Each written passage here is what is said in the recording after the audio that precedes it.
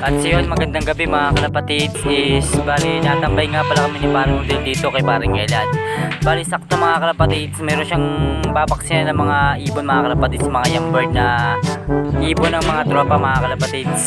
At kitang kita nyo naman mga kalapatids, talagang mga solid ng mga young bird niya mga kalapatids, lalo yung dalawang brown na yan.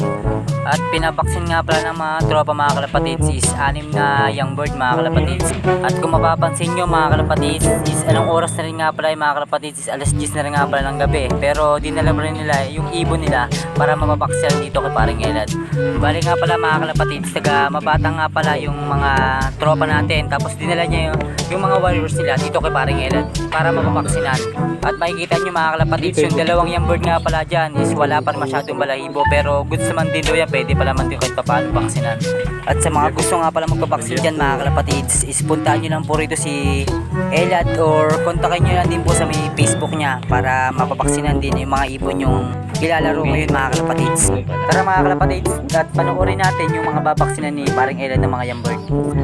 At bago nga pala tayo matapos mga kalapatids is shoutout nga pala dyan kala kuya. At di ko rin nga pala natanong yung mga pangalan nila mga kalapatids.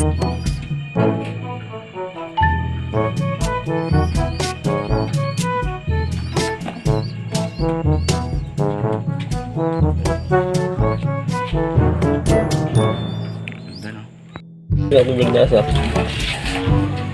Ganda ng mga ina kayo. Ano?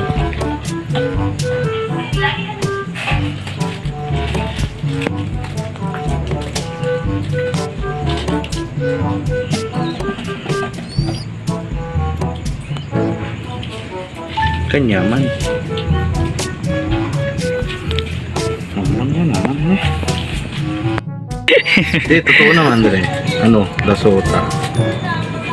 Pero pwede.